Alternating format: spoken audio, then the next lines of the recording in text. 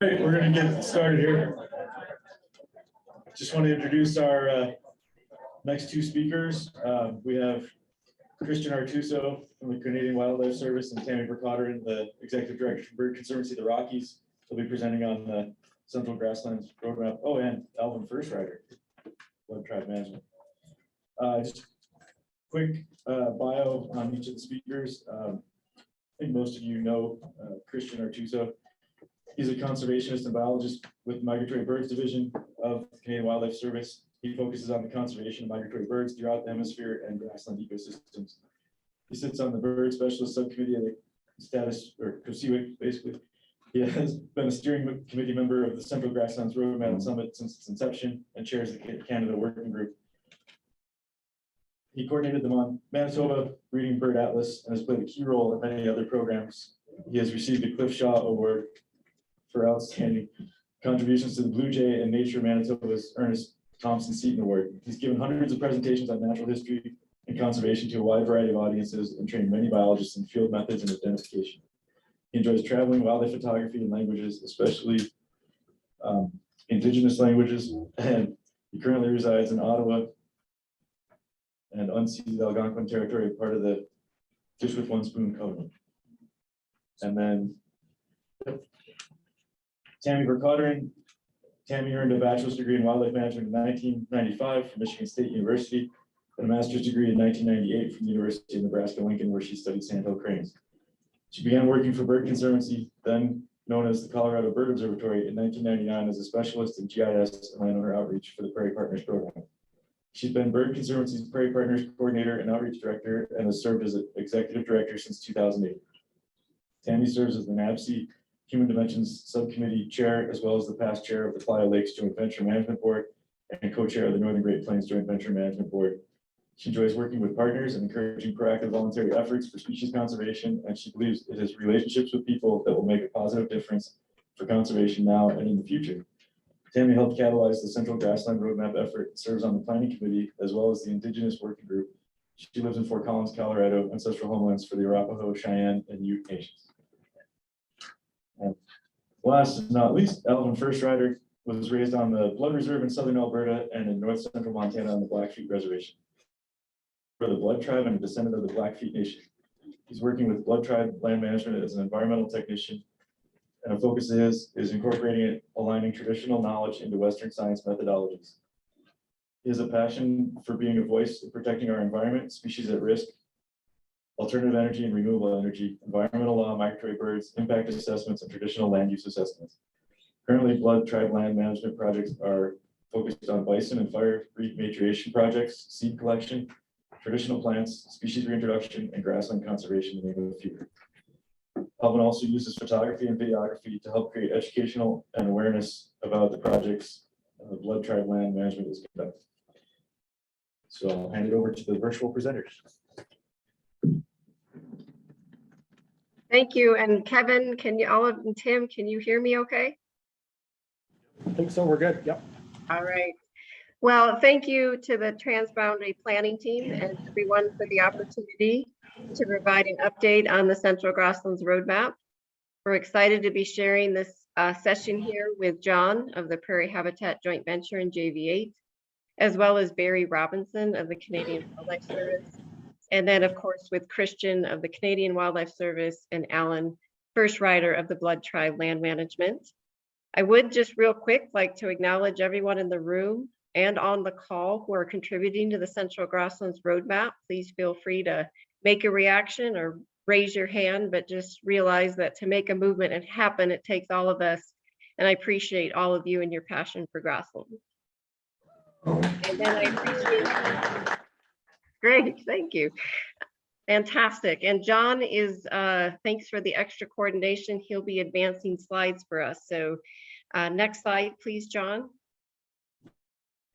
So just want to remind everyone, this is a true effort. This started 3 years ago. We gave you an update about a year ago. So thanks for allowing us to come back. And we're hoping to be working on this for at least the next decade or better. And just a reminder, there is a planning team that continues to meet monthly and guide our efforts. And this includes representation from the 3 countries of Canada, the US, and Mexico, as well as Indigenous and First Nations. We also have engagement from the joint ventures, including the JV8, additional non-government conservation organizations, as well as federal, as well as state and foundations and industry.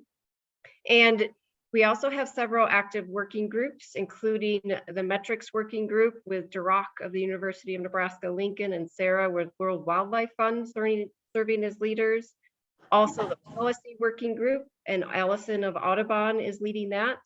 The Communications Working Group has been led by Bird Conservancy, and we'll be looking for a new leader there as we're looking for a new director for our communications team.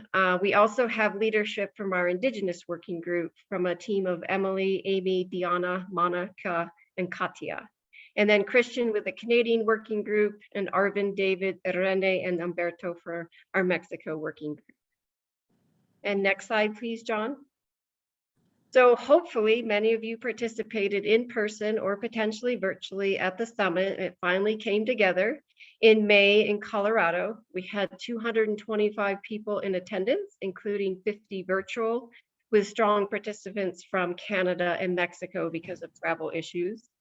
We also, through our partnerships with many of the sponsors and the planning team members, were able to provide 60 scholarships to ensure access from our partners in Mexico to our tribal and Indigenous community and First Nation representatives to our landowners across Canada, the US, and Mexico, and also new young leaders in our community. So it was great to have such a great support from a diverse community to make sure we had more voices in the room. And outcomes from the summit and the overall roadmap effort are available at the website, www.grasslandsroadmap.org. And I think hopefully you felt it, but a lot of good conversations. The meeting was overall a success.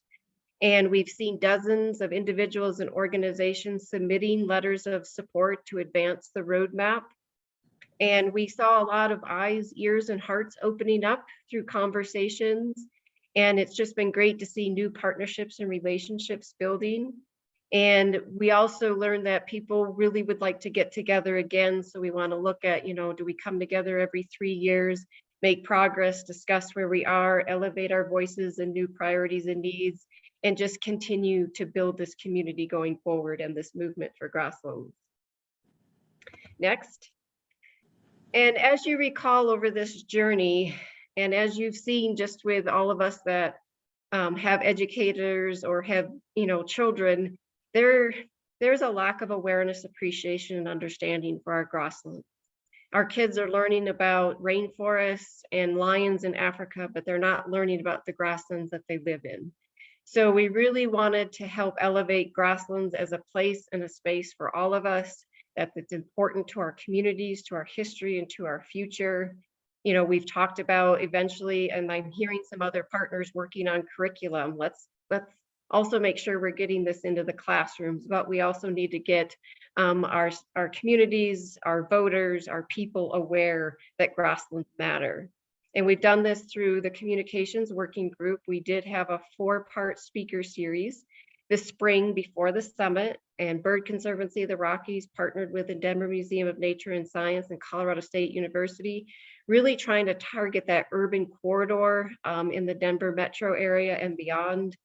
And we had honest conversations about what grasslands are, where they occur, the culture, the communities, the importance of grazing and disturbance and fire to our grasslands. And those are also available on the website. And then after the summit, the Communications Working Group launched the Grasslands and You campaign. And these posters and materials are available in English and Spanish.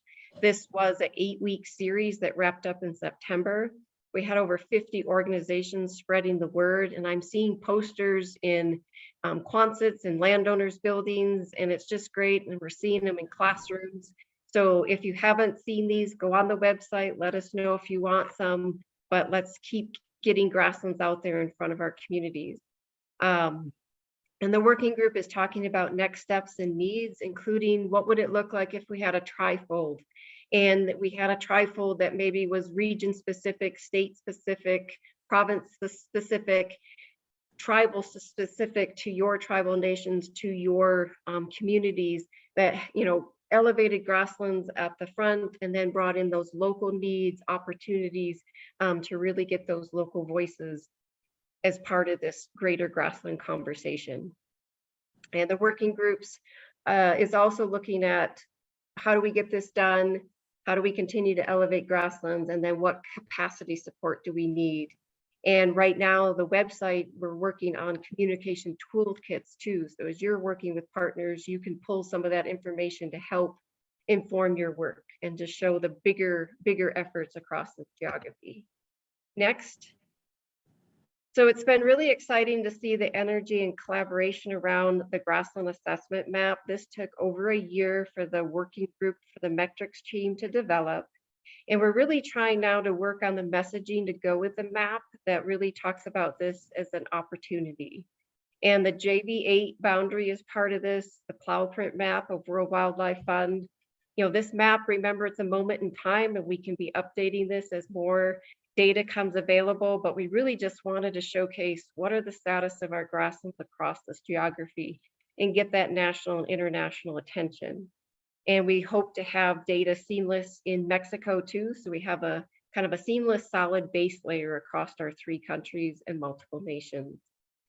We have a special newsletter plan that we hope to see out by the end of November that will highlight that at the summit, this map was endorsed by the tribal nations, by Canada, the US, and Mexico, by the 7 sectors that were there. So now we really want to share and promote it for use in local conversations to show, we know where we need to work across this broad landscape, and then we need to be looking at short and long-term tools for protection, conservation, voluntary easements in the green areas and the yellow areas, to restoration and conversion. How can we align with cultural will, ensure we can build and we have the capacity to actually make tangible differences on the land. So again, a map of opportunity, those green areas, those core areas, how we keep them in grass, how we have these large blocks, yellow areas, these are the areas that are vulnerable. They either have early invasion of trees and shrubs or other invasive species, or they're over soils that are conducive to the plow. And so how do we turn those yellow areas green? And then the purple areas, how do we very strategically go into these purple areas that have been either subject to the plow or have been so invaded by trees and shrubs they aren't necessarily considered grasslands? And we kind of push the green into those purples and create bigger blocks. I try to think of it as Pac-Man back into this landscape and spitting out more grassland behind it. So hopefully that gives you an interesting visual to think about. And next is to showcase, this is big, but conservation happens local. But if we don't get national attention, we don't get the resources we need. So we also, through the communications team, want to develop a GIS story map and highlight communities and opportunities on First Nation and tribal lands in Canada, in the US, in Mexico, and to showcase things that are working to inspire and get other communities wanting to do the same. Next slide. So the Indigenous Working Group has continued to convene after the summit as well. And I do want to just honor that I am one voice and I'm only a visitor in this working group. But they want to be ensuring that we are giving guidance on authentic engagement of Indigenous leaders. So what I'm sharing now is just feedback from the working group on some steps to take on how to achieve that. So as you're engaging and thinking about Indigenous and First Nations, you need to understand they are sovereign nations. They are not a sector, they are their own sovereign nations. And we need to make a strong effort to understand the culture, the history of those nations, of those places, of those people, and don't put that burden on them to share their stories. Educate yourself. Reflect also on how your work relates to the big picture of their priorities, of their communities, of their values. And then acknowledge, understand, and respect different worldviews and make space for those views. Don't default to business as usual or assume Western science and management are acceptable to Indigenous people. We need to honor and respect thousands of years of knowledge and connection to the land and the value of this in our collaborative efforts. Check your motives. Are you asking Indigenous communities and First Nations to be part of the decision-making process? Or are you just asking them to check a box? Invest in the trust building, get to know people and what's important, and help build place-based capacity for Indigenous people to lead and participate in conservation efforts. So I'm going to take a little step back here and turn it over to Christian and Alvin to share a little bit more on the Indigenous Working Group as well as the Canadian. Yeah, thanks so much, Tammy. And I'm going to pass this to Alvin really quick here, but I did want to mention one other lesson that we learned from this, and that the Indigenous Working Group members told us that the Mexican representation had been largely Spanish and had not really included enough Indigenous voices from Mexico. So we've made a concerted effort to try to address that, and we found a funding mechanism to do so. This is once again using the CEC, the Commission for Environmental Cooperation, which was one of the sources for some of the fellowship, for the travel scholarships that allowed First Nations delegates to attend in Colorado. And we're now basically creating a plan to use those funds for First Nations Indigenous engagement from northern Mexico. We've had a series of meetings which have been enabled by, for example, the Chihuahuan Secretary of Culture and the Original Languages Institute and others. We've met with one community leader who is Raramuri. You might know that First Nation as Tarahumara, but they don't like to be called Tarahumara because that's an exonym rather than an endonym. And so we actually have a plan to extend this now using a fellowship by Katia Carranza. So some of you may know the American Bird Conservancy and their fellowships. They have this series of what they call Equity and Justice Fellowships, and Katia is one of their Equity and Justice Fellows. Katia is of Mexican origin herself, and she's working at the University of Nebraska-Lincoln as a grad student. And her professor, Francisco Muñoz-Arrola, is also Mexican Indigenous. So we've sort of devised a plan to increase engagement in the Indigenous working groups with communities, including Larari, Pima, Kickapoo, Apache, Puripecha, and others, through these contexts that we've developed now. And we're sort of in the process of creating a plan to initiate that. It will require some travel, since some parts of that will be a little bit limited in the virtual space, but anyway, this is work that's afoot. And another way we're really trying to incorporate the lessons learned from all of this. The Indigenous Working Group is working on some other products as well, including exploring guidelines and conservation tools. But I really wanted to let Alvin speak to this, and sort of on the principle of Alvin's been such a major contributor. Well, Alvin and all of the KEPA, the Ghana Ecosystem Protection Association, have been so instrumental in all of this. So I wanted to pass the mic over to Alvin to comment on all of the above, basically. So, Alvin, if you hello. Yep, I got you. Okay. Yeah. So yeah, Christian asked me to speak a little bit, and just about my experience with the Grasslands roadmap and going down to Fort Collins.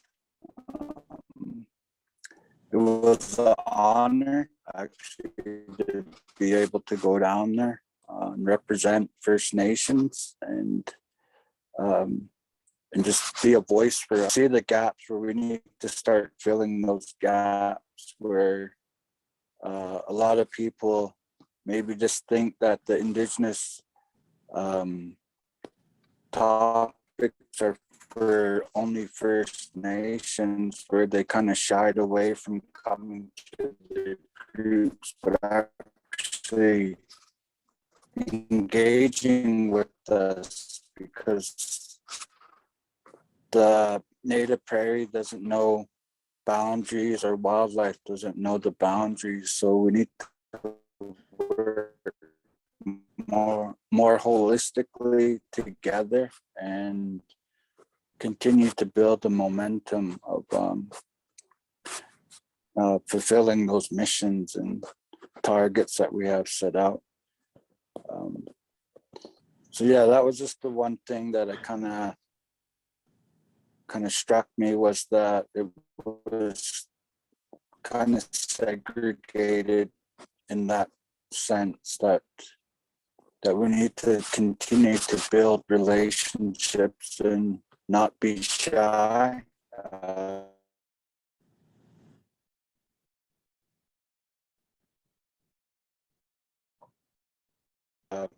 And to go over to our neighbors and shake hands and build those relations. And yeah, I just look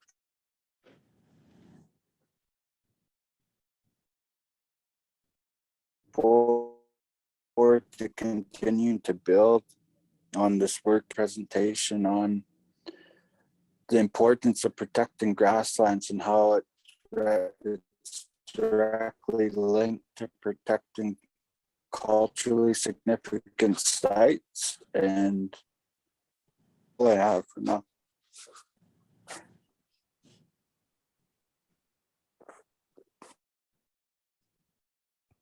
You know, Alvin, I think one of the first things we have to do is get some better bandwidth on Ghana. This is you were breaking up a bit there. I don't know how it was in the room. I think I got most of what Alvin said. I hope you all did too. And Alvin, I think was planning to go there this evening, so hopefully if you missed anything, you can speak to Alvin directly about it. So I'm just going to continue. And did we lose the presentation there, John? Yeah, we're getting it back up. Okay, beauty. And We were just trying to see if we could speed up the bandwidth, but it doesn't look like it's going to work. So. Oh, okay, good thinking. Nice, nice, nice try. Well, Thanks. Yeah. Okay. Yeah, and you can advance the slide one there. So in addition, the Canada Working Group has been meeting monthly. We don't meet quite as often as the Indigenous Working Group. The Indigenous Working Group meets every 2 weeks. There, I think the keeners amongst the Summit community actually. But the Canada Working Group meets once a month. We're now at about 34 members, and actually 8 of the members are Indigenous. So it's just picking up on what Alvin said there about the importance of including Indigenous voices in every single aspect rather than segregating. I think it's important to recognize there's a lot of Indigenous voices in this working group as well. And we really are trying to be, you know, as cross-cutting as possible. In fact, it's wonderful to have such a diverse group in all sorts of folks, from ranchers, First Nations representatives, various NGOs, of course, various government folks, and we're all there discussing together, trying to just elevate grasslands in Canada. And I recognize that that's what you all do. I recognize that's what the Transboundary, of course, is all about. I recognize that's what PCAP and the Prairie Conservation Forum is all about as well. And this is not really all of those regional networks and all of those things are extremely important, but we're trying to sort of, in some ways, connect the networks, enable a network of networks to elevate all of these voices. And so if any of you are interested in joining the Canada Working Group, whether or not you were able to attend the virtual summit or the in-person summit, that door is always open. And you know, lots of folks like I see on this call today are already members. I feel a bit weird watching you all. I feel like I'm a bit of a creep here. watching in virtually. Hi to all of you anyway. So we've actually been able to use the working group as a good way of getting some funds, and I'm really happy about that. As I mentioned, some of the CEC funding, which has gone to support ranchers and First Nations to attend the in-person summits. We've also had a contract with CEIR, that's the Center for Indigenous Environmental Resources, and actually we just got a second one approved to facilitate a series of Indigenous gatherings, which was a good way of sort of getting some perspectives, which then enabled participation, which then led to contacts, which followed on by being able to attend in the summit. We've also done some communication works, and we've sort of compiled a folder, a shared drive of communications tools for Canada. In fact, I think the last time I spoke to William on that Grasslands and You campaign, I think a third or even higher than a third of the participation was from Canada. So we did really quite well with that. And basically it's just sort of you could almost call us a network of supporting each other or a supporting community. And so it's just a little progress from Canada. We continue to look for ways to, to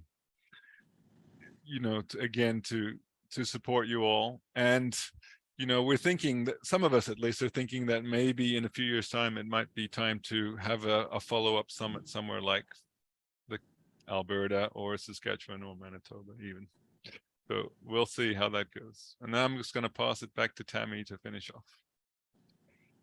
Thank you, Christian. So want to wrap up here. I realize we're getting short on time, but the policy work group. So another big four that was identified as needs to move grasslands forward beyond just an understanding and appreciation awareness for grasslands was significant policy change. So I realize we have folks here from Canada on the call and other countries, but this really focused on Farm Bill because that is a huge program here in the US that outnumbers conservation dollars 10 to 1.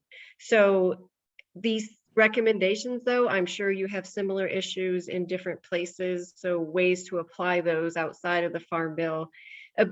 The highest one was just getting rid of these crop insurance and incentives on marginal cropland.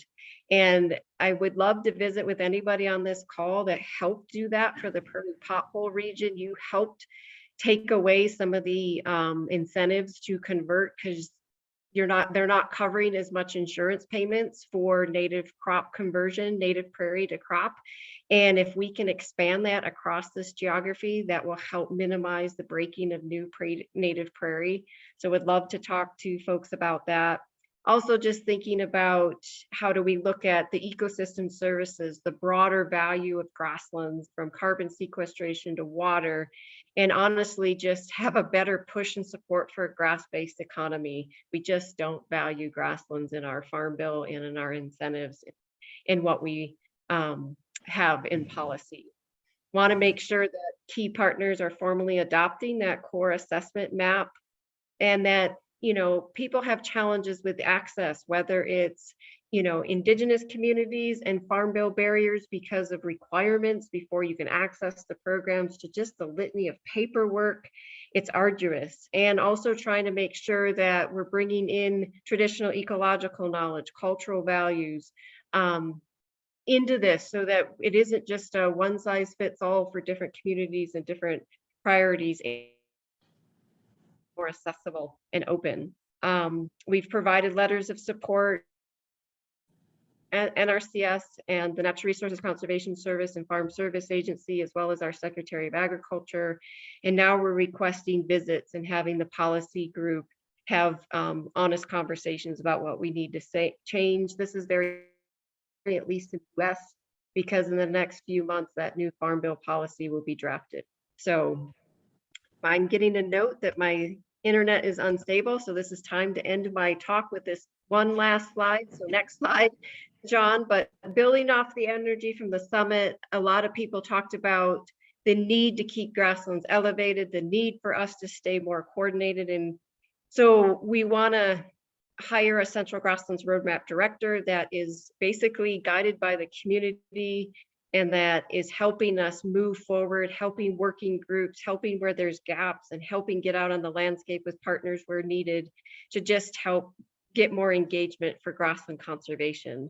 And the current model, the planning team said, since Bird Conservancy helped catalyze this effort, we will host a position. There'll be an advisory team that's representative of the planning committee. So we have multiple voices helping guide this person, and we'll reevaluate in a few years, and maybe that position will move somewhere else. We want this to truly be in the spirit of collaboration.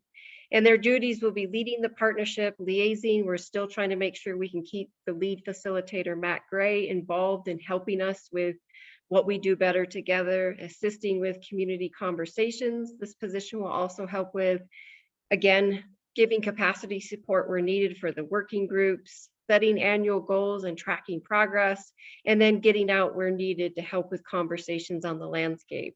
So honestly, in some ways, it was like, wow, the summit happened, and it's like, wow, we got a lot of work to do.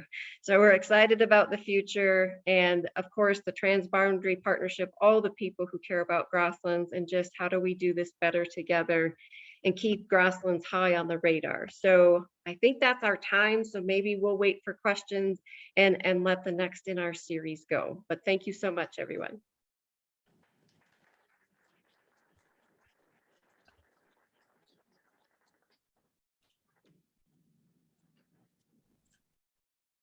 Thank you, Tammy, Christian, and Alvin. As you can see, it takes a village just to get a presentation away. But I think we have some of the most overqualified slide forwarders. So I just want to thank Tim, because he doesn't need to be doing this, but he volunteered. And he's been doing a great job. And you'll hear more about John's overqualifications now. So John Pattison Williams is the coordinator for the Prairie Habitat Joint Venture Policy Committee. In addition to his role with Pattison Resource Consulting, which specializes in the interaction between environmental conservation and economic development, he's an adjunct professor at the University of Alberta in natural resource economics. John holds a doctorate in natural resource management from the Natural Resources Institute at the University of Greenwich, UK, and a Master of Science in Ag Economics from the University of Alberta, and a Bachelor of Science from Augustana faculty of the University of Alberta. John is active in consulting and volunteer roles internationally and in Western Canada as director of the Biodiversity and Research Grants Program of the Alberta Conservation Association. Served on the boards of the Battle River Watershed Alliance and Alberta Conservation Association. John maintains an active research and teaching schedule and is a professional agrologist. He and his spouse, Naomi, and their 2 sons live and raise quarter horses on the family farm near Kingman. All right, good to see you, John.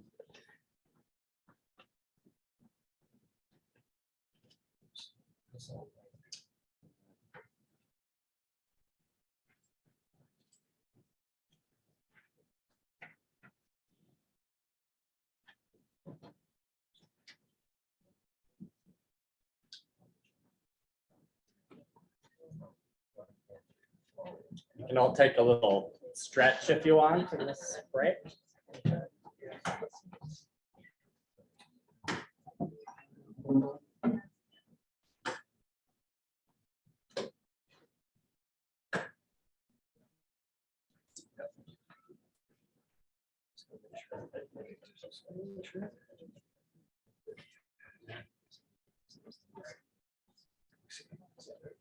Yep. So it's just personal.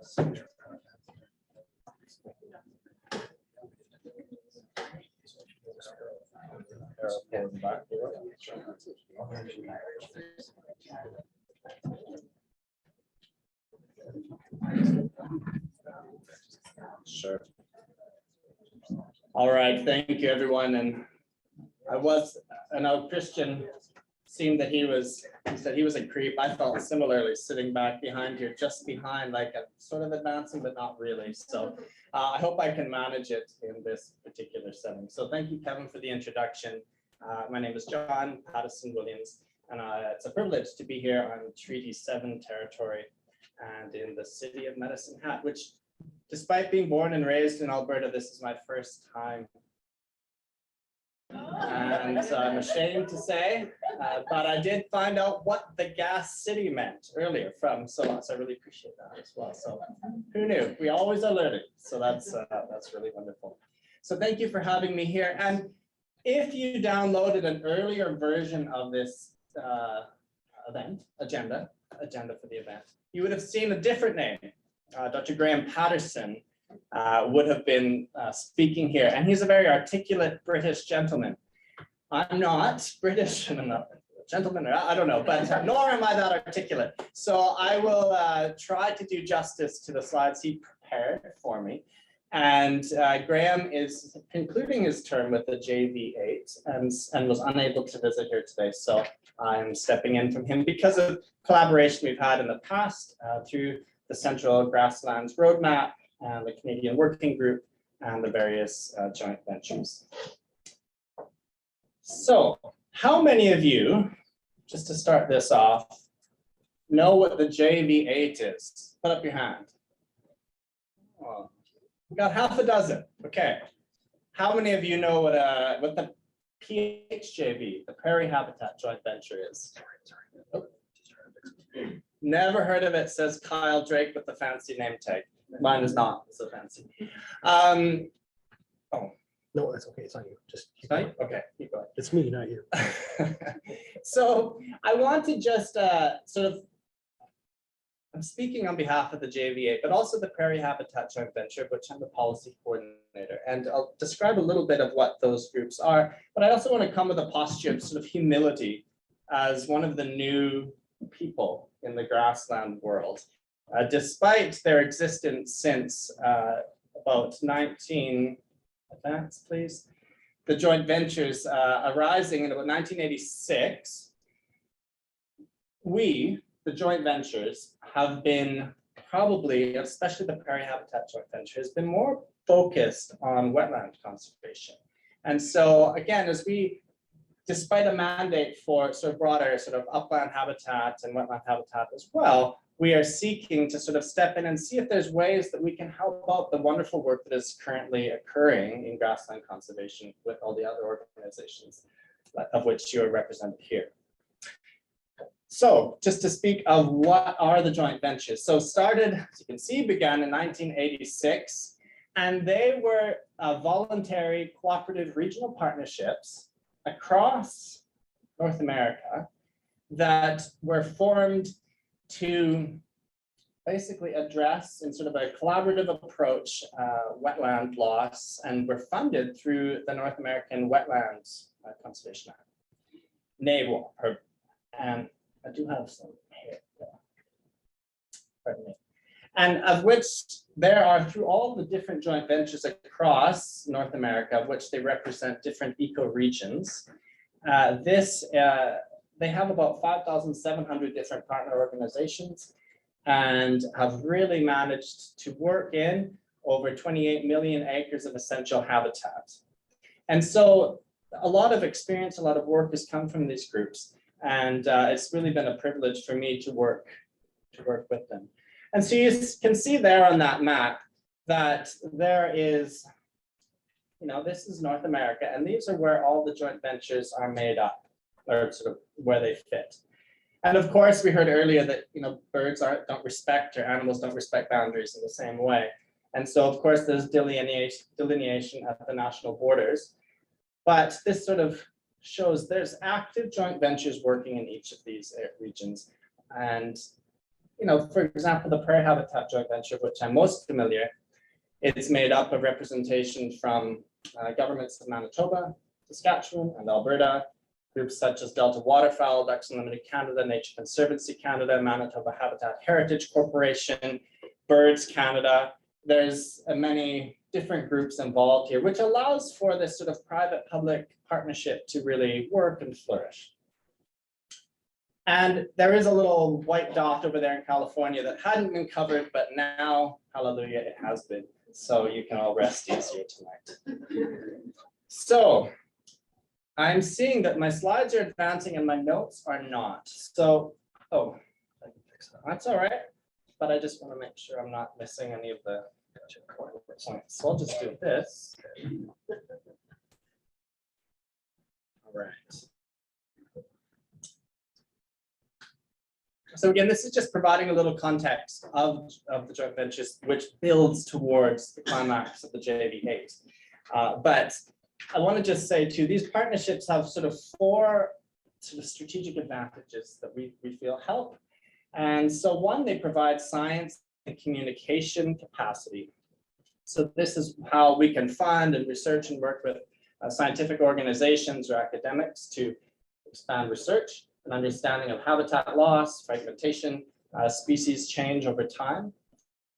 There's an element around building field capacity as well, or boots on the ground.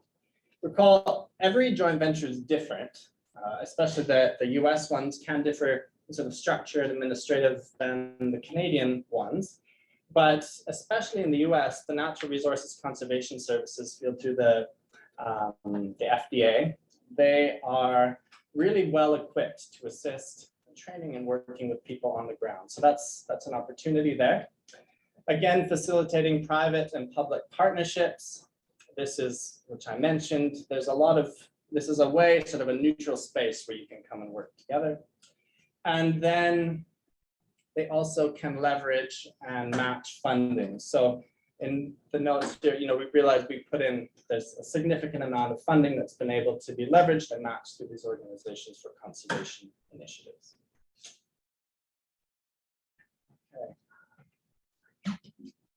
That's all right. Yep, that works there. So now they sort of have an understanding of sort of some of the structure of those JVs, which some of you probably know a little bit from the spam emails you get from me every month about newsletters and webinars. But this is the joint venture 8. So this was an initiative started with the intent to bring together every JV that has sort of a footprint or a touch on the Prairie ecoregion. And so you can see we're up here in Canada with the Prairie Habitat Joint Venture. We also touch into the boreal, but this is the particular focus for here. And then you drop down and you see these other 8 oaks and prairies, the Northern Great Plains, Prairie Pothole Joint Venture, the Playa Lakes, Rainwater Basin, the Rio Grande, and the Sonoran, which is over on the Yucatan and Western Point.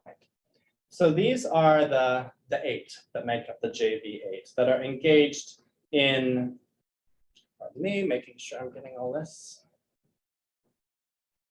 Yeah, tricky advancing this day. There we go. So this is the sort of the groups that make it up. Apologies for the fumbling here. And if you're thinking about sort of why this is important too, again, understanding that species move across borders.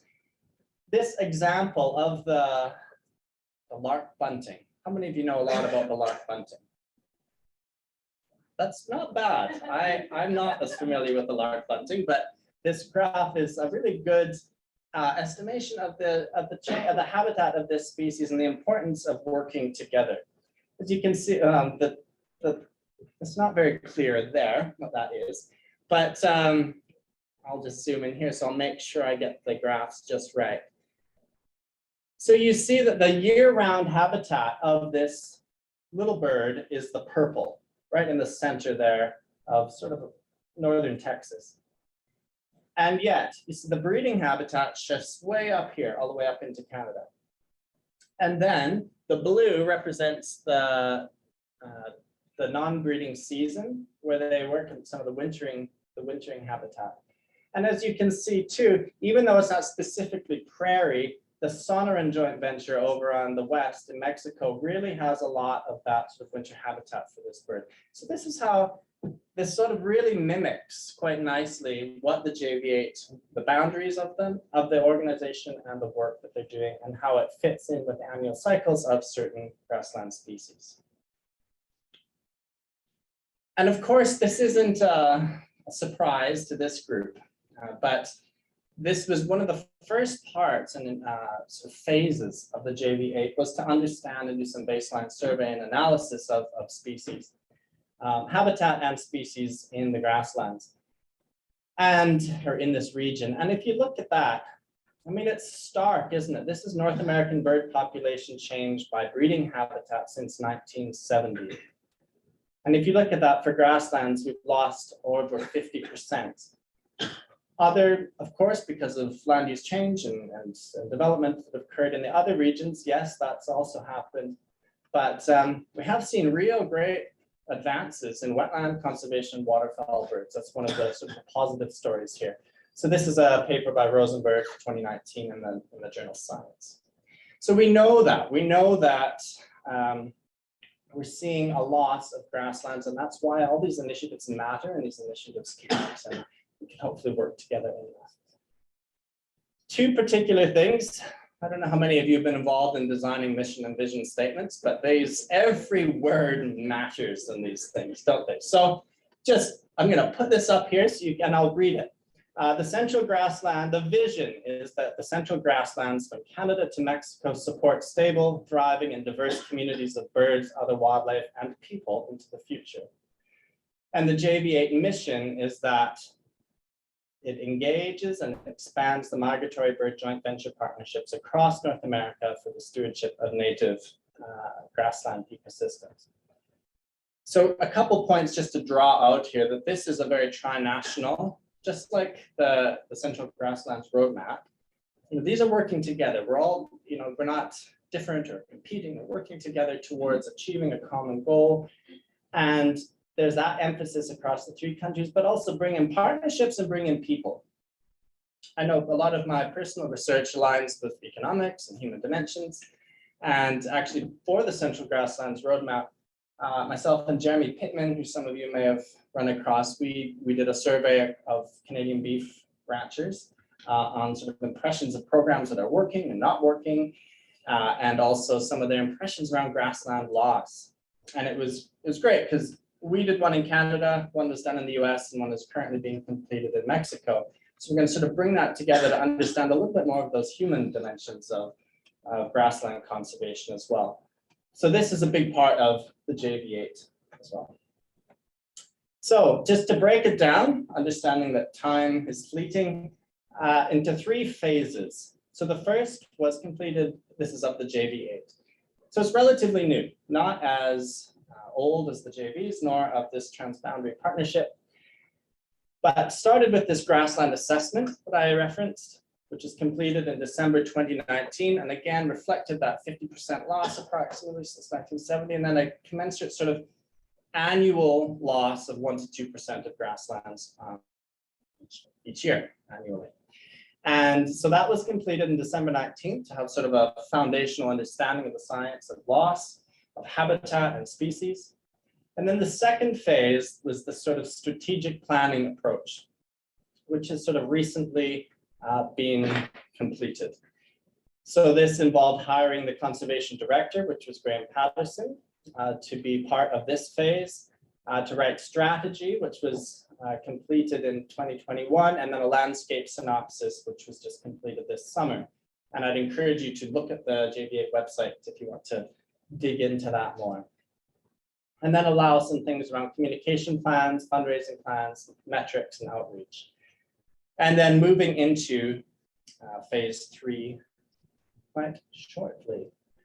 So this just adds a little more detail, and I'll make sure I'm not missing any notes on this one before we go on.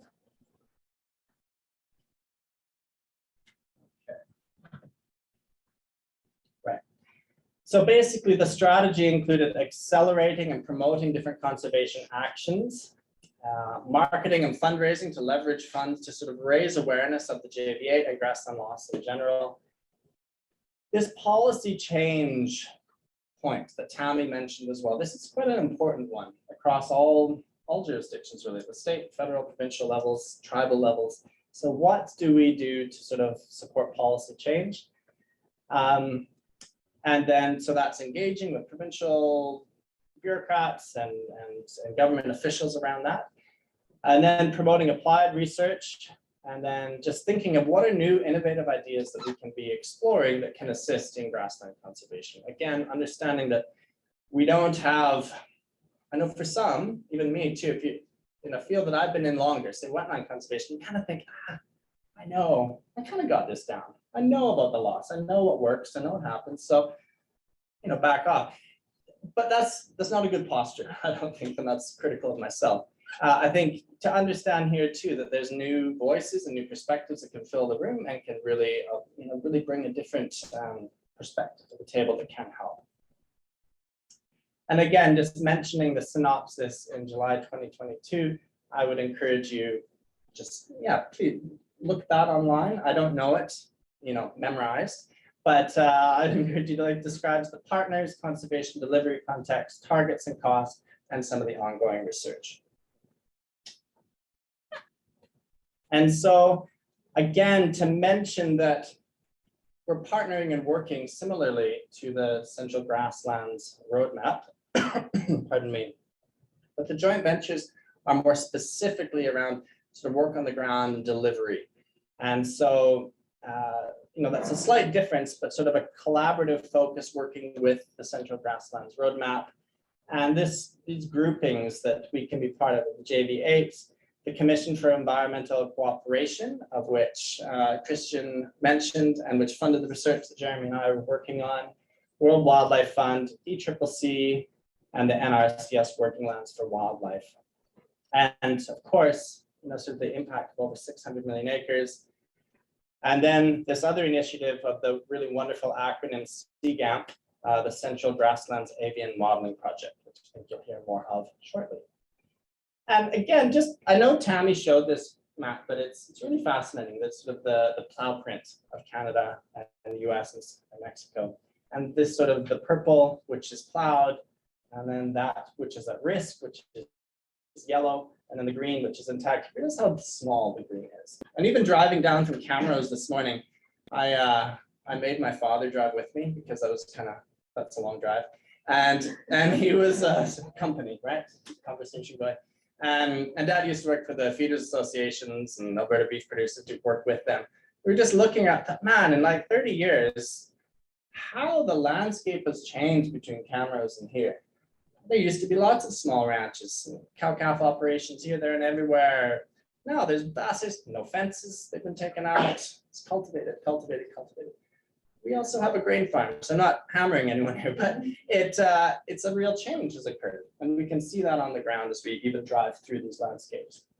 Just a quick note here on the encroachment down in Mexico, that's will be arising work around encroachment of shrubs in the Chihuahuan Desert and some of that context. So the communication plan timeline, which is complete. So looking at lists of key informants, design interview tools for planning and understanding sort of the context on the ground, scheduling those interviews that went on through 2022, pardon me, and then understanding key audiences, messages, tactics, and tools to sort of finalize this communication plan and strategy for the JV8. So this is the good work that they've been working on, and also that that Graham has been so much a part of. And in a couple weeks, next week, I don't know if time flies, November 28th to December 2nd, there will be the next meeting as they sort of figure out for phase 3, which you're moving into in Tucson, Arizona, trying to develop a model of growth for the JVs and JV8 and the delivery of grassland conservation, and what are the next steps for this organization.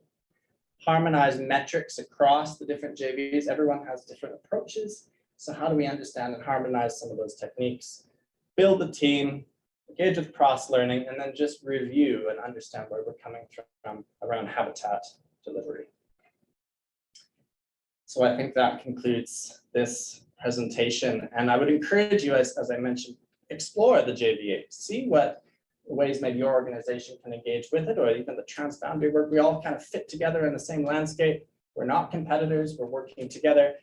And Jim DeFries from Ducks Unlimited Canada would be the point person at this moment to reach out to, but there will be a new person shortly. So thank you, and I will step back and allow Barry, I believe, to speak.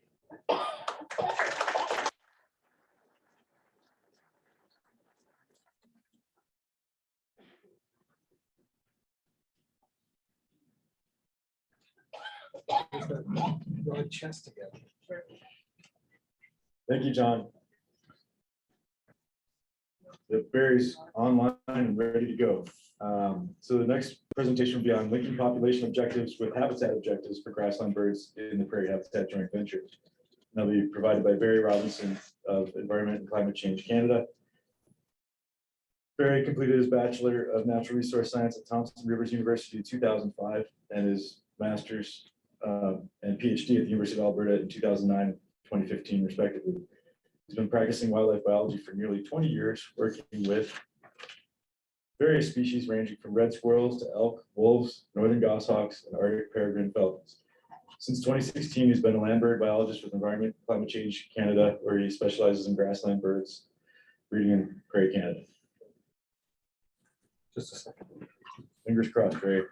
Can you all hear me? Andrea. You hear me? Okay. And you can see my screen? Just a second, Barry, just trying to switch back over here. No worries. Just let me know when the PowerPoint slide comes up there.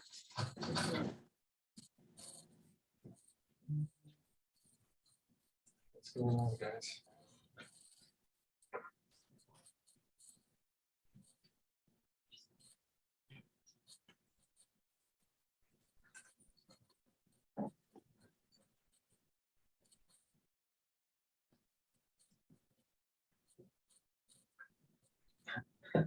May I suggest in this pregnant silence that we all stand up, turn around, and then sit down and get.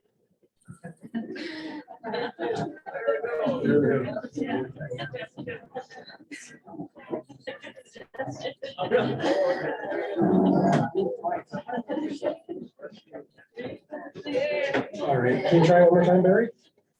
Sure. Let's see here. There he is. Give me a sec here. No worries.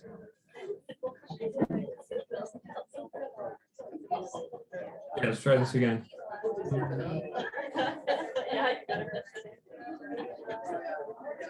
Perfect. You can see it? Yeah, I think it's gonna work.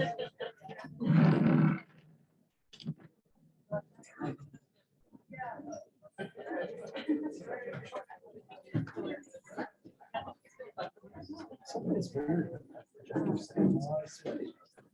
It's not that clumsy out here.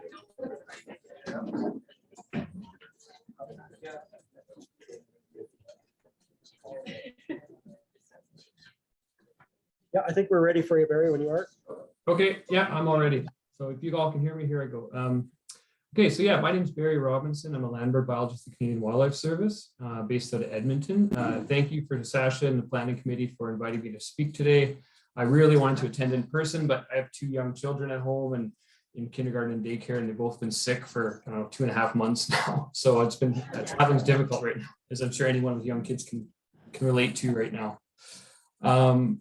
So yeah, my job at the Canadian Wildlife Service is to monitor grassland bird populations in the Prairie Pothole region of Canada and to collect data that can be used to quantify their status, trends, and distributions, and then provide that information to anyone who can make use of it, really, and ideally to conserve grassland birds and their habitat. I'm also sit on the Prairie Habitat Joint Venture Science Committee, and I'm glad I followed John here, who's already explained to you what the PHJV is and what joint ventures are, so that takes a burden off me. But the work I'll be presenting today was done in collaboration with the Prairie Habitat Joint Venture Science Committee for the most recent implementation plan that we just released this year. I think it should be available on the website now. If not now, it should be right away.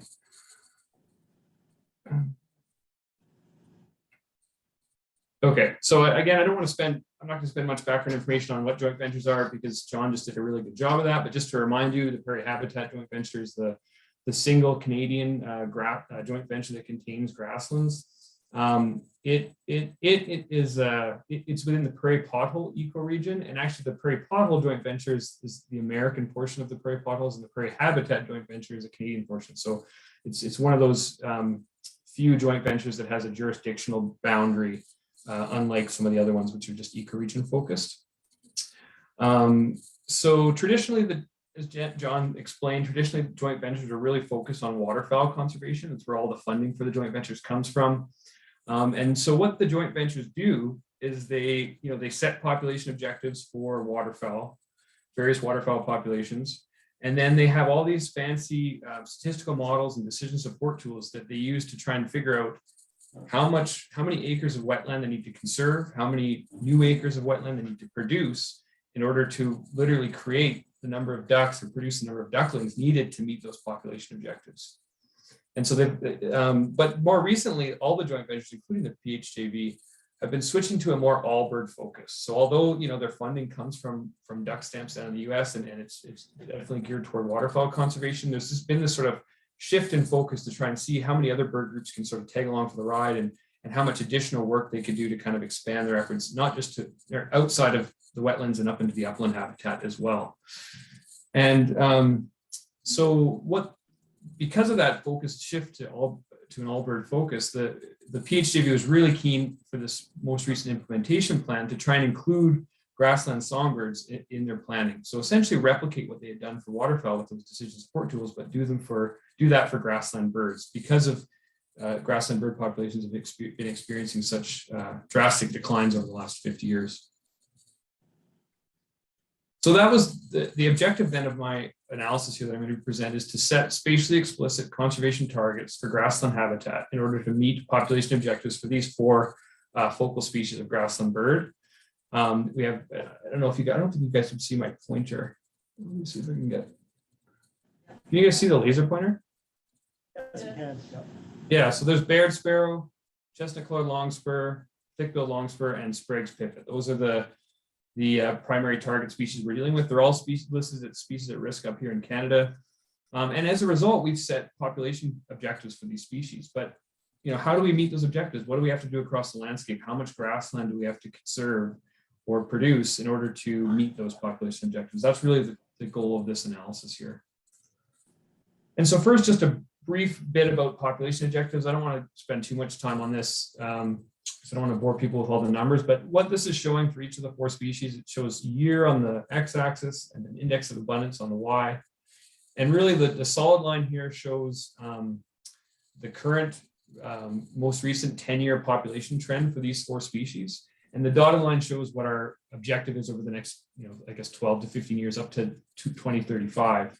And essentially for all 4 of those species, we're aiming to stop declines, stabilize populations so that we have a 0 trend. And for species like the Baird sparrow that already seem quite somewhat stable, we hope to maintain that stability. And I don't want to get into the details of where I came up with these numbers, but all the numbers in the orange boxes there represent our annual % change objectives. That's the maximum rate at which these populations can decline if we were to meet that objective of stability by 2035. And so I'm going to be using Sprague's pipit as my example here throughout the talk. So just highlight the fact that their objective is minus 0.85% per year. So that's the maximum rate at which the populations can decline if we were to meet that objective of stability. So keep that in the back of your mind for a sec. So now that we have these population objectives, how do we estimate or the amount of habitat we need to conserve to actually meet those objectives? What do we need to do on the ground? And to answer that question, I use these what are called species density models. And again, I don't want to get into the statistical details here. If there's any stats nerds in the audience, there's a couple of publications there and that describe the method, and folks are welcome to get in touch with me afterwards if they're interested, but I'm just going to gloss over the details here.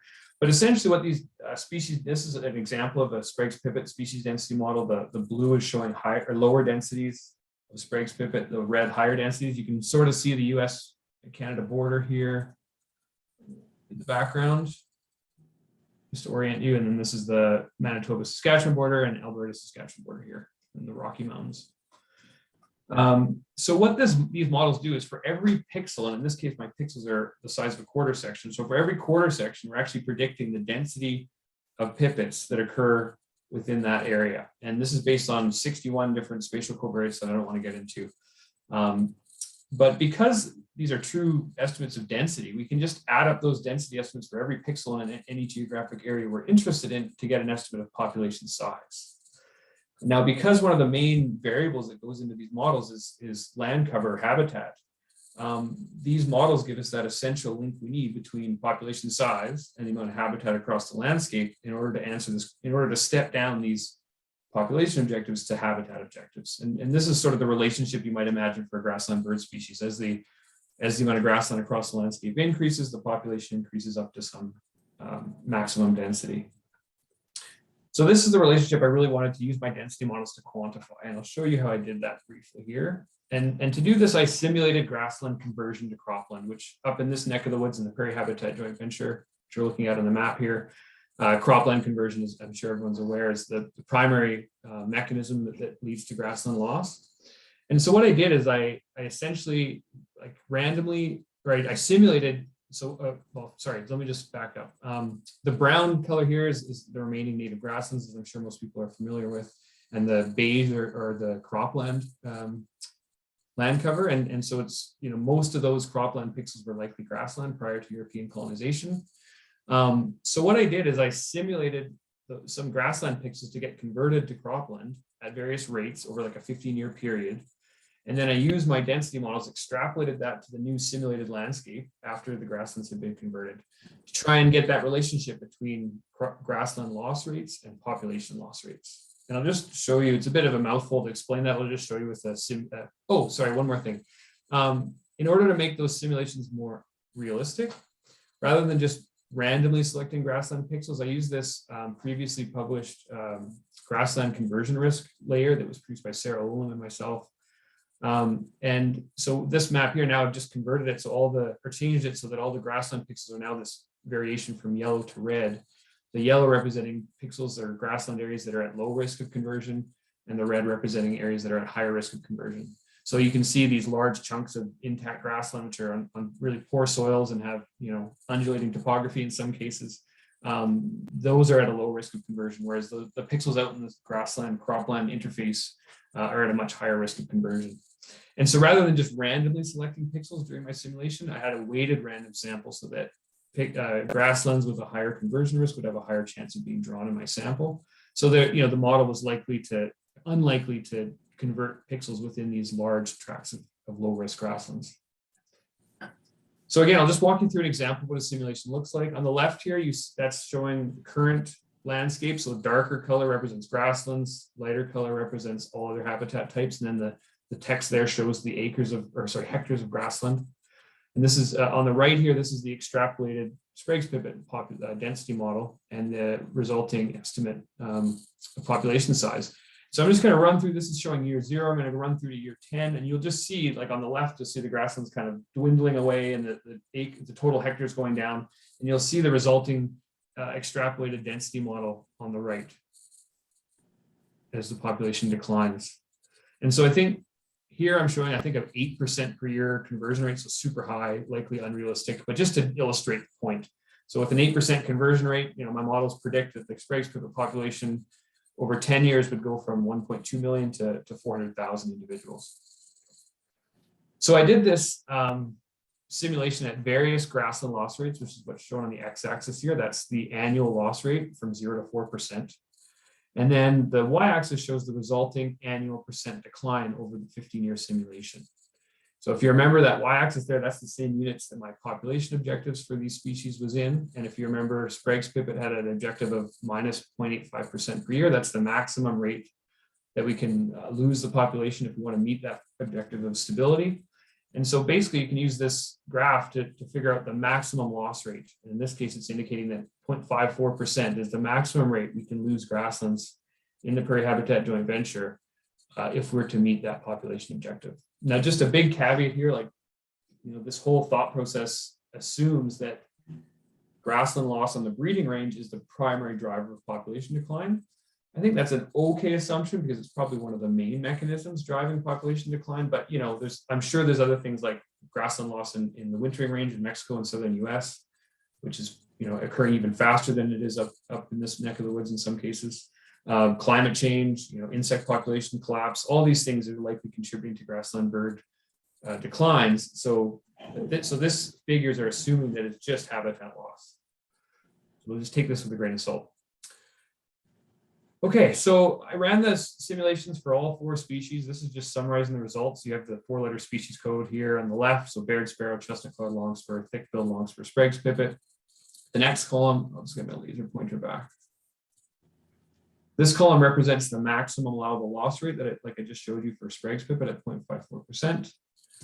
And then this column is showing an estimate of the annual loss rate up in the PHJV. And again, don't want to get into how we estimated this, but we used ag census data. And from a period of 2011, 2016, we estimate we lost about 1.3% of our grasslands every year.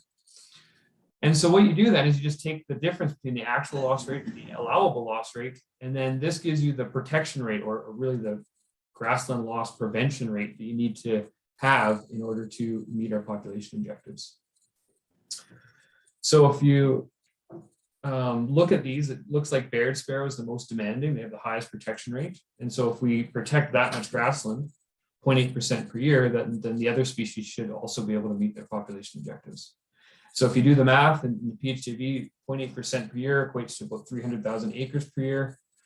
And if you add that up across the 15-year period, you get 4.4 million acres.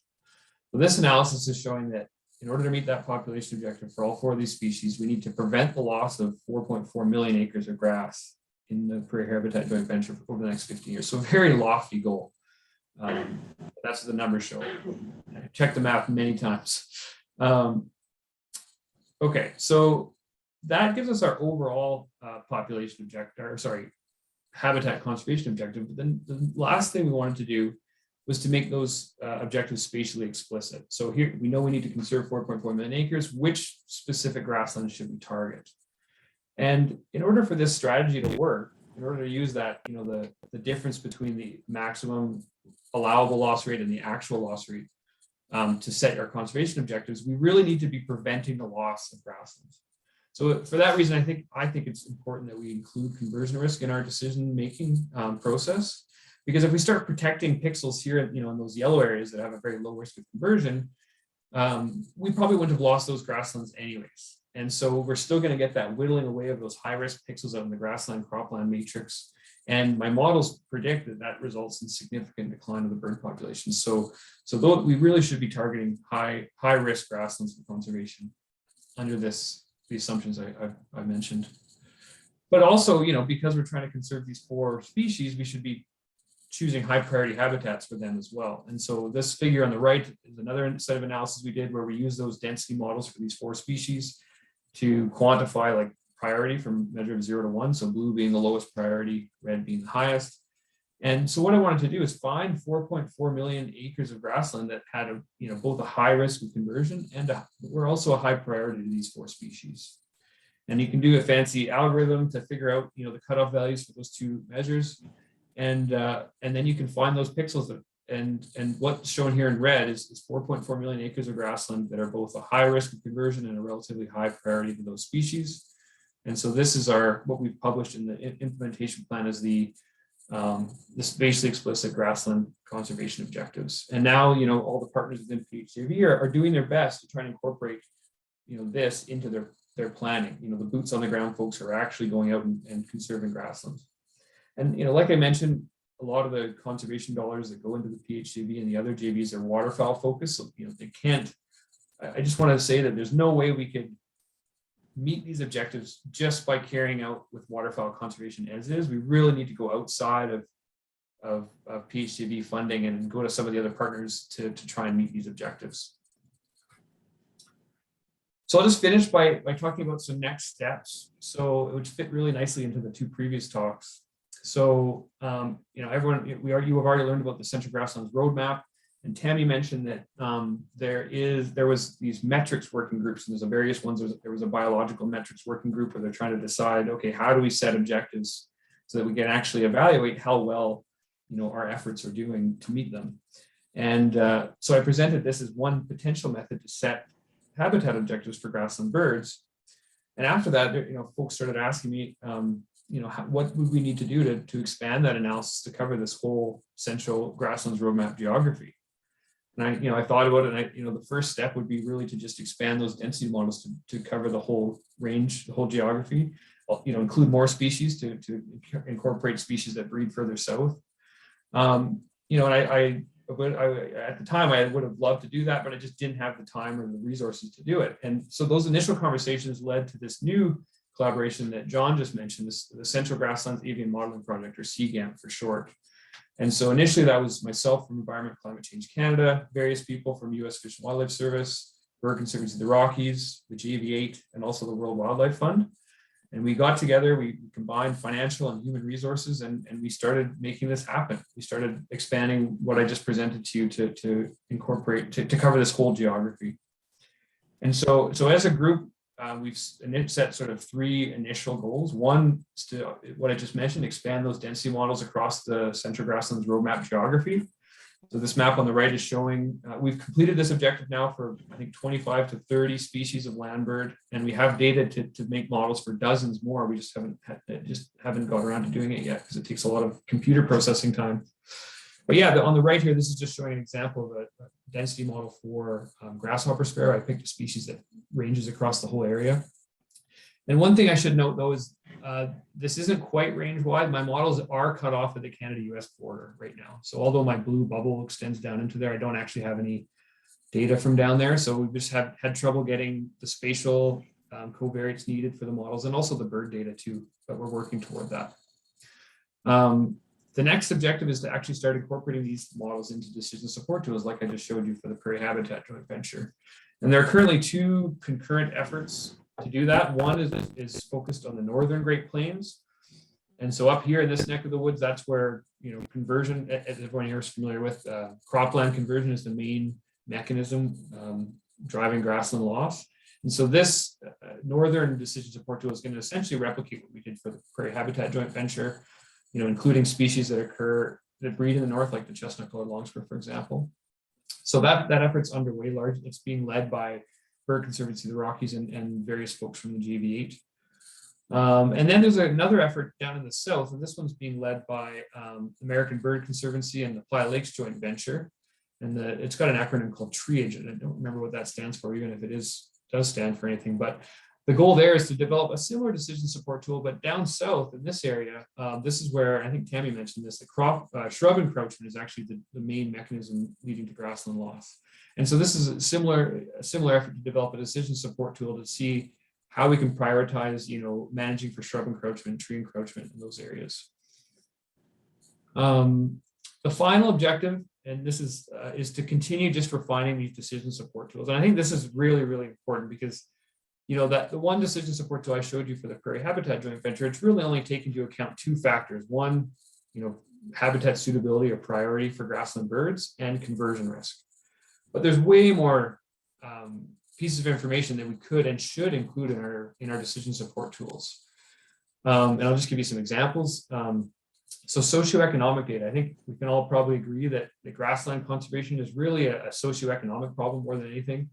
And so, there's so many different socioeconomic factors that are going to strongly influence the efficacy and efficiency of our conservation strategies. And we'd be, negligent to not account for that in our decision-making process. So I'm talking about things like land prices, land tenure, beef prices, crop prices. All these things are going to drive, is going to influence the efficiency of our conservation strategies and really should be taken into account as we develop them.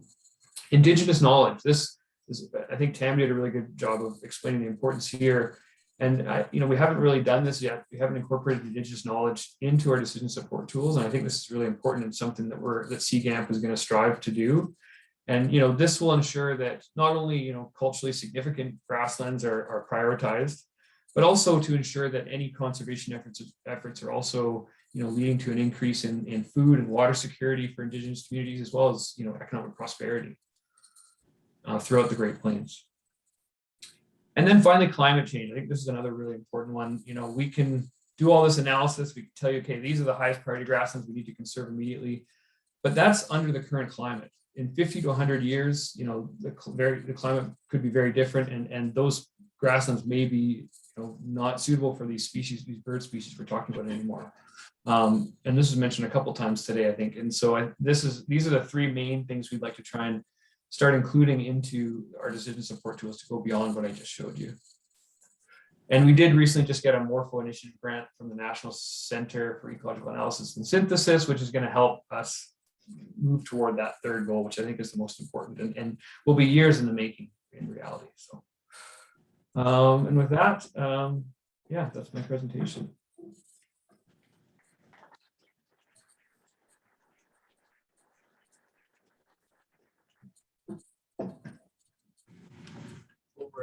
ahead of schedule again.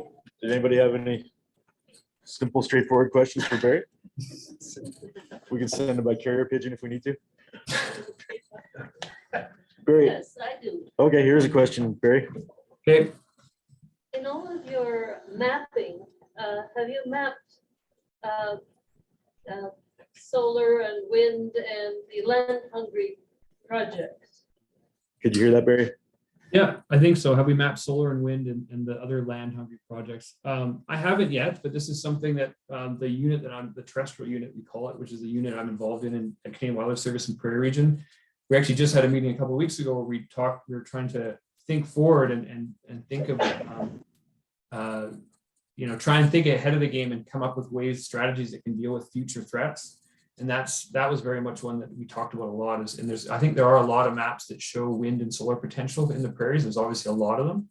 And, that's something we've talked about, overlaying that with, the remaining native grasslands and the habitat priority areas we have to try and identify those threats and really try and keep those projects off of native grasslands. Yeah, definitely. Also, have you analyzed the impact on endangered species and invasive species of these projects? I haven't, no, I haven't gone that far, and I just don't know if we have the data to do that from a grassland bird perspective anyways. I don't think we really fully understand the impact that large solar and wind developments have. I mean, solar projects obviously have a huge footprint and essentially just, remove the habitat from the landscape. But no, we haven't gone down that road yet. I think our challenge is that there will be a lot of the species are severely affected by climate change and the balance between the loss of the grasslands versus switching the energy source. Yeah, that's definitely a huge challenge I think we're all going to face in the next decade or two or three. No. Barry, I had a kind of direct one. Did you try to incorporate any habitat complementarity into the tallies for the habitat area needed? Like barred sparrows can certainly coexist with sprague pipits. Yeah, like you mean, no, we haven't gone that fine scale yet.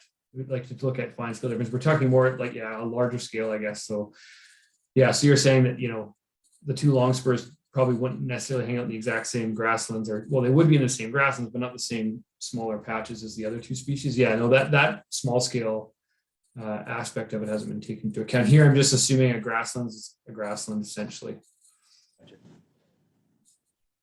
Nice. Oh, here's another question.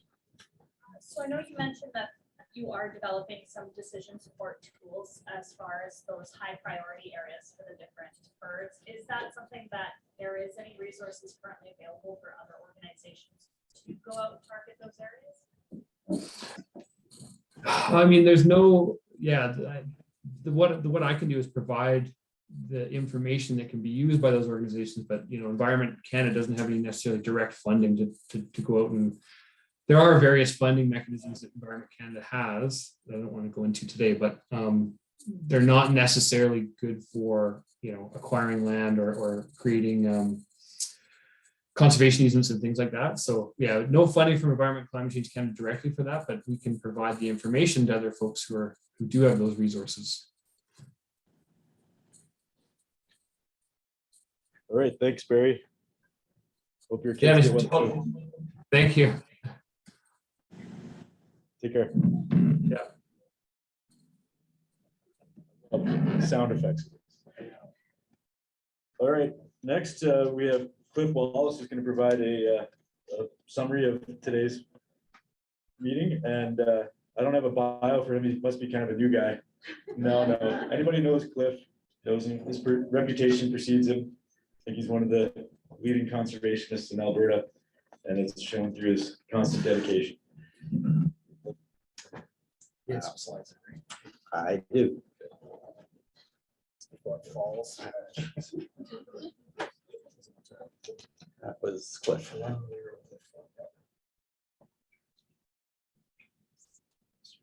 So this is great to be here and seeing friendly faces again and young faces.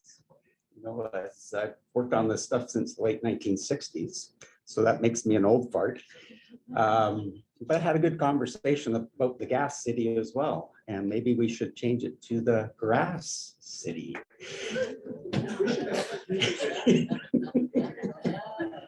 There's a number of subtle references in that for the locals that know that.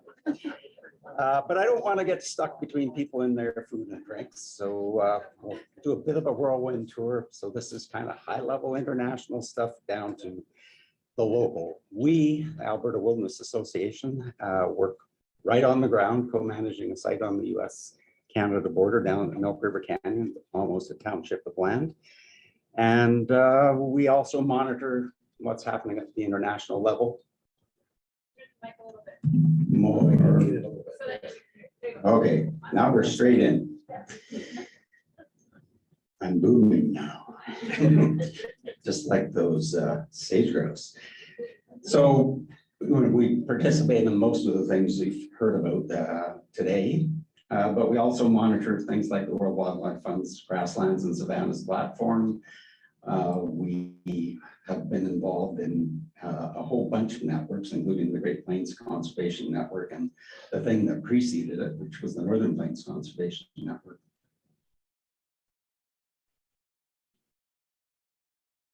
Things working. So first hatched at the 2008 International Rangeland Congress that I attended in Hohhot in Inner Mongolia was this idea from International Year of Grasslands, or rangelands and pastoralists has become known now. That bubbled for a decade before the government of Mongolia advanced it, put it forward as a resolution to the UN General Assembly, and that was passed this year. So in 2026, we are going to celebrate, and there will be a number of activities leading up to that International Year of Rangelands and Pastoralists, because grasslands have been at kind of the bottom end of the conservation and economic priorities, but you can see that's changing, the things that you heard today. The resolution was co-sponsored by Canada and 60 other UN member states from all over the planet. And more countries have now signed on and is supported by more than 300 organizations. And the intent is to raise awareness about rangelands and the people who make their livelihoods from it. Support those livelihoods. Don't punish people for living out there, but actually support them because it helps us with our conservation efforts, increase their food security, and boost investment. So we want to really advance that because we think it's going to be an important part of developing, which is an often neglected part of the agricultural sector.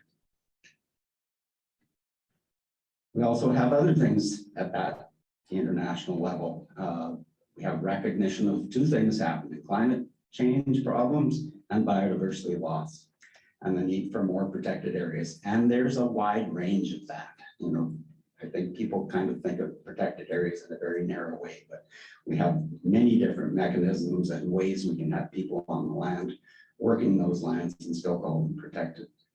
So this 30 by 30 process, or high ambition coalition, is part of that. Canada and Mexico have signed on to that commitment to achieve a 30% protection by 2030, not 3030. I got 3030 vision. But anyways, the Minister of Environment and Climate Change Canada's mandate letter from the Prime Minister directs him to reverse biodiversity loss by 2030. That's an ambitious goal. And President Biden has signed an executive order, which we hope will also help the US get on board in meeting that ambitious goal. In 2020, World Wildlife Fund International, spearheaded from their German unit, established the Global Grassland and Savannas Dialogue platform. We have monthly calls and webinars covering a wide variety of topics, from carbon sequestration to mapping grasslands globally. WWF has been at the forefront of grassland conservation since the late 1980s, here in Canada with Prairie for Tomorrow, and globally since the early 2000s, when they identified temperate grasslands, including the Northern Plains, as one of their global conservation priorities. There are working groups doing mapping and data collection and identifying globally significant areas. And they're also working up on setting an international network. So we're these networks of networks and inside networks called the Grassland, Savanna and Rangeland Coalition to again keep raising grassland and savanna issues in the international forum. So these are some of the things that went on 2 years ago. Things are continuing in other fora, but they've been influencing policy at the international level of the Global Landscape Forum, World Conservation Congress, the UN Food Systems Summit, the Convention on Biodiversity, and the UN Commission to Combat Desertification.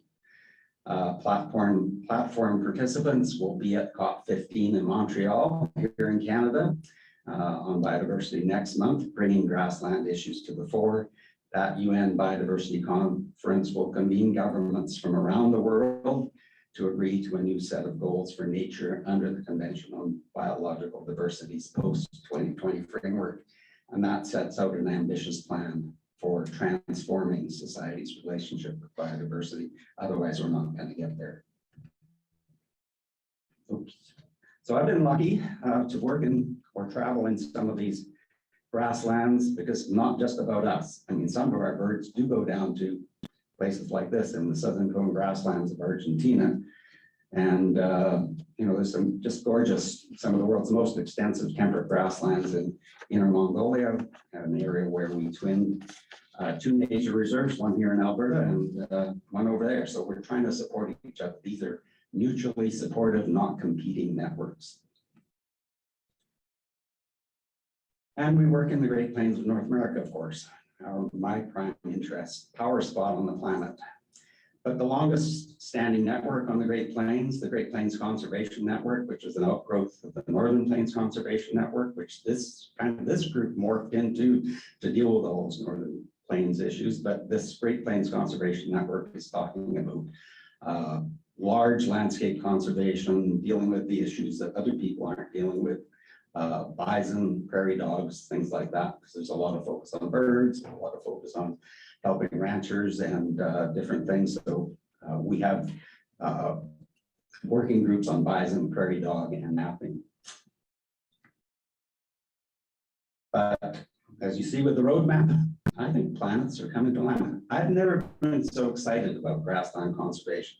I mean, I've been around this for 50 years, and just to see young people, the amount of resourcing, the amount of commitment from governments, industry, conservation organizations to this is just kind of overwhelming. You know, do we have the capacity to actually deal with all of the things that we're working on? And so, you know, there's lots of opportunity. We've heard about the JV8 here today. One of the reasons why we're doing it, all these endemic grassland bird species you heard Barry talking about. I mean, we are at one of the centers of abundance for those endemic grassland species concentrations. This is a global responsibility we have. This is not just local. So these are internationally significant grasslands. And yeah, the work, why are we here? You know, so lots of stuff. So these networks of networks getting together and getting things done.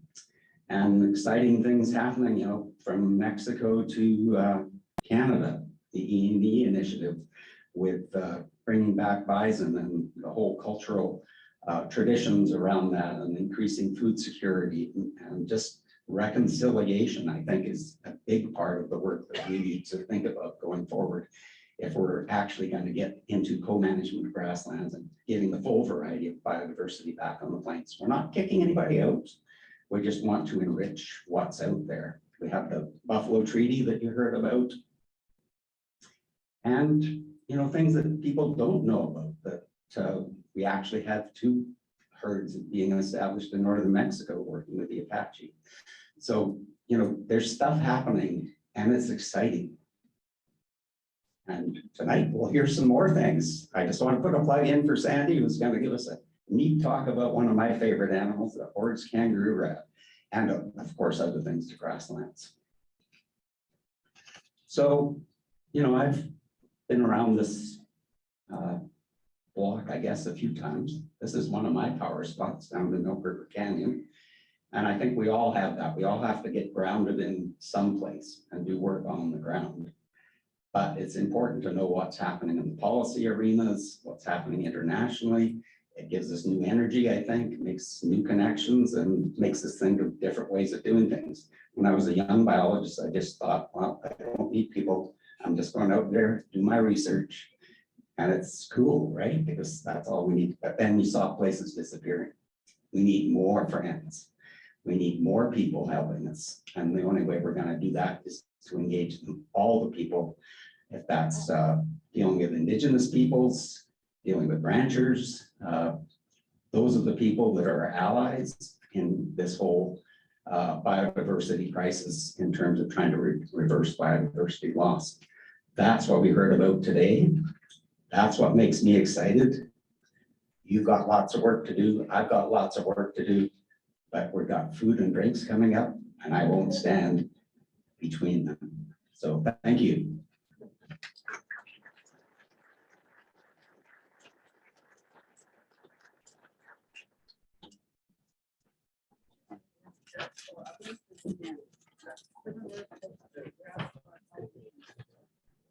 Thanks, that's it.